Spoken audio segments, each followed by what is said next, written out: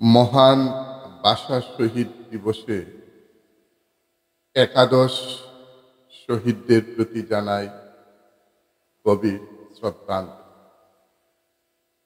আজ 19শে মে ভাষা শহীদ দিবস। যাদের আত্মবলিদানের ফলে আমরা আমাদের মাতৃভাষাকে পেয়েছি, আমাদের শিক্ষা প্রতিষ্ঠানের মিডিয়াম অফ ইনস্ট্রাকশন সেটা বাংলা পেয়েছি, আজ তাদেরকে বারবার স্মরণ করছি। প্রিয় দর্শকরা, আমি আজকে 1961 ইংরেজির ভাষা আন্দোলন সম্পর্কে সামান্য আলোচনা করব। বিশালভাবে আলোচনা করার মতো ক্ষমতা কিংবা জ্ঞান তেমন নেই। যা জেনেছি, যা শুনেছি, সে ব্যাপারে আপনাদের সামনে আমি তুলে ধরব। আশা রাখবো আপনারা সেটা শুনবেন এবং এই প্রজন্মের যারা রয়েছে তারা অন্তত বুঝুক, আজ যে তারা মাতৃভাষায় পড়াশোনা করতে পারছে, অফিস আদালতে মাতৃভাষায় কথা বলতে পারছে, সেটা কিভাবে অর্জন করা হয়েছে সে জ্ঞানটুকু তাদের থাকার প্রয়োজন, বুঝার। এই প্রজন্ম সেটা ভুলে যাচ্ছে যে বাংলা ভাষা বরাক উপত্যকায় এমনিতে আসেনি। 11 শহীদের রক্তের বিনিময়ে এই ভাষা আমরা অর্জন করতে সক্ষম হয়েছি। দর্শক মণ্ডলী, 1960 ইংরেজির 10ই অক্টোবর আসামের তৎকালীন মুখ্যমন্ত্রী বিমলা প্রসাদ চালিয়া একটা সিদ্ধান্ত গ্রহণ করেন যে অসমে অসমিয়াই ভাষা হবে একমাত্র সরকারি ভাষা, অন্যান্য কোনো ভাষা সরকারি ভাষা হিসাবে গ্রহণ করা হবে না। সেই সিদ্ধান্ত তখনকার মুখ্যমন্ত্রী চালিয়া সাহেব নেন, যেটার বিরুদ্ধে প্রতিবাদ গড়ে ওঠে এই বরাক উপত্যকায়। এই প্রস্তাবের তীব্র বিরোধিতা করেন তখন আমাদেরই উত্তর করিমগঞ্জের বিধায়ক শ্রীযুক্ত রণেন্দ্রমোহন দাস মহাশয়, যিনি দুলুবাবু নামে বিখ্যাত। রণেন্দ্রমোহন দাস সেটা প্রতিবাদ করেন যে না, সেটা সম্ভব নয়, সেটা করা যাবে না। আসামে একমাত্র সরকারি ভাষা অসমিয়া, সেটা সম্ভব নয়। এর প্রতিবাদে গর্জে ওঠেন দুলুবাবু মহাশয়। তিনি তখনকার সময়ে উত্তর করিমগঞ্জের মাননীয় বিধায়ক ছিলেন। 24শে অক্টোবর আসাম বিধানসভায় এই প্রস্তাবটি উত্থাপন করা হয় যে অসমে একমাত্র সরকারি ভাষা শুধুমাত্র অসমিয়াই থাকবে, অন্য কোনো ভাষা সরকারি ভাষা হিসাবে গ্রহণ করা হবে না। এই প্রস্তাবেরও বিরোধিতা আসে প্রচুর পরিমাণে। বরাক উপত্যকায় এই প্রস্তাবের বিরোধিতা শুরু হয় এবং তখন থেকেই বরাকের জনগণ সিদ্ধান্ত নেন যে আসাম সরকারের এরকম প্রস্তাবের বিরোধিতা তারা করবে। 1961 সালের 5ই ফেব্রুয়ারি গঠন করা হয় কাছাড় গণ সংগ্রাম পরিষদ নামে একটা সংগঠন, যে সংগঠনের গুরুত্ব এবং দায়িত্ব সেটাই থাকে যে আসামে বাংলা ভাষাকে সহকারী ভাষা হিসাবে স্বীকৃতি দেওয়া এবং বরাক উপত্যকার প্রধান ভাষা থাকবে বাংলা ভাষা, যে ভাষায় ক্লাস 12 পর্যন্ত, দ্বাদশ শ্রেণী পর্যন্ত ছেলেমেয়েরা পড়াশোনা করতে পারবে। তাদের মাধ্যম থাকবে পড়াশোনার বাংলা।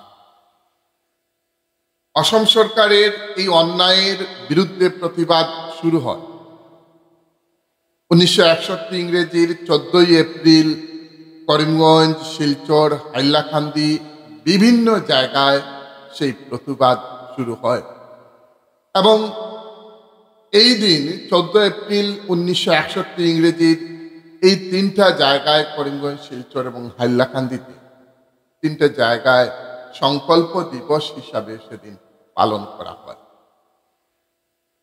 এবং সেদিনই সিদ্ধান্ত নেওয়া হয় যে আসাম সরকারের এরকম সিদ্ধান্তের বিরোধিতা তারা করে যাবে এবং বাংলা ভাষাকে বরাক উপত্যকার প্রধান ভাষা হিসাবে স্বীকৃতি অর্জন করবে। এই সংকল্প সেদিন নেওয়া হয় 24 এপ্রিল 1961 ইংরেজিতে এবং 14 এপ্রিল 1961 ইংরেজিতে এবং 24 এপ্রিল 1961 ইংরেজিতে দীর্ঘ পদযাত্রা শুরু হয় সমস্ত বরাক উপত্যকা জুড়ে। সমস্ত বরাক উপত্যকা জুড়ে পদযাত্রা চলে 24 এপ্রিল 1961 ইংরেজিতে। সত্যাগ্রহীরা প্রায় 200 মাইল পদযাত্রা করে তখনকার সময়ে বরাক উপত্যকার বিভিন্ন গ্রাম অঞ্চলে সর্বত্র তারা এই বাণী ছড়িয়ে দেয় যে আসামের বরাক উপত্যকার জনগণ জাগতে হবে এবং নিজেদের ভাষার অধিকার তারা আদায় করতে হবে। আমরা আমাদের মাতৃভাষা বাংলায় পড়াশোনা করব, মাতৃভাষা বাংলা নিয়েই আমরা থাকব, আমাদের স্কুল কলেজের মাধ্যম থাকবে বাংলা ক্লাস 12 পর্যন্ত এবং আমরা আমাদের ভাষায় আমরা কথা বলব। সমস্ত জায়গায় সেটা ছড়িয়ে দেওয়া হয় এবং ঘোষণা করা হয় যদি সেটা স্বীকৃতি না দেয় আমাদের বাংলা ভাষাকে অসম সরকার, তারে 19 মেতে তারা ব্যাপক হরতাল শুরু করবে।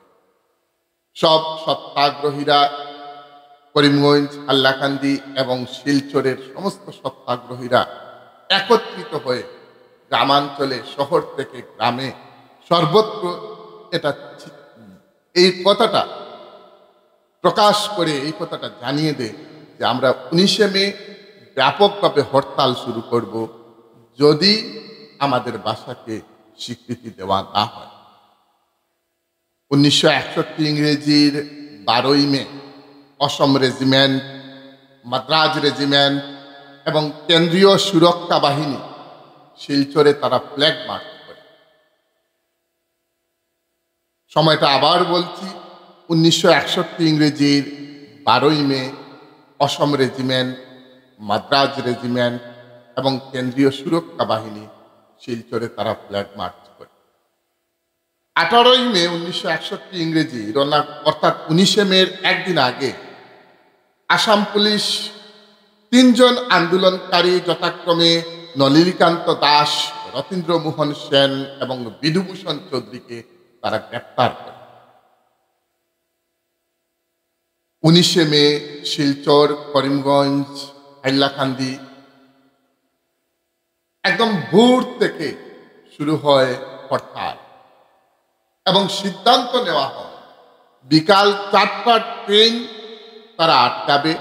আন্দোলনকারীরা, সত্যাগ্রহীরা এই সিদ্ধান্ত নেয় যে 4টার যে ট্রেন যেটা রয়েছে সেটা তারা আটকাবে। কিন্তু দেখা গেল যে আন্দোলনকারীরা অত্যন্ত শান্তিপ্রিয়ভাবে যে তাদের যে আন্দোলন চলছে সেই আন্দোলনে বিকালে এসে উপস্থিত হয় আসাম রেজিমেন্টের জওয়ানরা এবং তারা এসে শিলচর রেল স্টেশনে আন্দোলনকারীদের উপর ঝাঁপিয়ে পড়ে। বিকাল দিকে 2:30টার সময় দেখা যায় যে 9 জন সত্যাগ্রহীকে কাঠিগড়ার থেকে গ্রেপ্তার করে পুলিশ এবং তাদেরকে একটা ট্রাকে করে বর্তমান শিলচরের তারাপুরে রেল স্টেশনের দিকে তারা নিয়ে যায়। 9 জন সত্যাগ্রহীকে ট্রাকে করে নিয়ে যায়, কাঠিগড়ার থেকে তুলে ধরে নিয়ে আসে 2:30টার সময়। যাদেরকে ক্রিকেটারকারী ছিল তাদেরকে গ্রেপ্তার করে পুলিশ সেই সময়, এবং তার বিরুদ্ধে তীব্র প্রতিবাদ শুরু হয় সমস্ত উপত্যকা জুড়ে। বয়ে ট্রাক চালক যে ছিল সে ট্রাক পালিয়ে চলে যায়, এবং সেই সময় কিছু দুষ্কৃতিকারী ট্রাকের মধ্যে আগুন ধরিয়ে দেয়। পরবর্তীতে দমকল বাহিনী সেই ট্রাকের আগুন নিভাতে বা ট্রাকের আগুন নিয়ন্ত্রণে আনতে সক্ষম হয়। তারপরে 2:35 নাগাদ রেল স্টেশনের সুরক্ষায় থাকা প্যারামিলিটারি বাহিনী আন্দোলনকারীদের উপর বন্দুক এবং লাঠি চার্জ শুরু করে, গুলি করে তাদের উপর 17 রাউন্ড গুলি করে। সেই সময় বিকাল দিকে 17 রাউন্ড গুলি করে আন্দোলনকারীদের উপর, যে গুলির ফলে 12 জন আন্দোলনকারী গুরুতরভাবে আহত হয়। তার মধ্যে 9 জন সঙ্গে সঙ্গেই মারা যায়, 2 জন পরে মারা যায়। অর্থাৎ যারা পুলিশ বাহিনী যখন গুলি করে তার মধ্যে 9 জন সঙ্গে সঙ্গেই রেল স্টেশনে তারা পুড়ে শহীদ হন। ওই স্পট জায়গায় তারাপুরে স্টেশনে, শিলচরের স্টেশনে, রেল স্টেশনে 9 জন শহীদ হন, এবং বাকি 2 জন কিছু সময় পরেই তারা শহীদ হয়ে যান। এই 11 জন বীর শহীদের রক্তের বলিদানে আজ আমরা বাসায়, আমার বাসায়, আমার মায়ের বাসায় কথা বলতে পারছি। বন্ধুরা, প্রমথ চৌধুরী একটা জায়গায় বলেছিলেন, মাতৃভাষা মাতৃদুগ্ধ সম, মায়ের দুগ্ধের মতো হলো আমাদের ভাষা। পৃথিবীর সব ভাষাভাষীর মানুষ তাদের ভাষা নিয়ে থাকুক, তারা তাদের ভাষায় কথা বলতে পারুক, এই কামনা করছি। যে 11 জন বীর বাংলা মায়ের সন্তান, বরাকের সন্তান সেই সময় শহীদ হয়েছিলেন, তাদের মধ্যে হলেন কানাইলাল নিয়োগী, চণ্ডীচরণ সূত্রধর, হিতেশ বিশ্বাস, সত্যেন্দ্র কুমার দেব, কুমুদরঞ্জন দাস, সুনীল সরকার, তরুণী দেবনাথ, শচীন্দ্রচন্দ্র পাল, বীরেন্দ্র সূত্রধর, সুকুমল পুরকাস্ত এবং কমলা ভট্টাচার্য।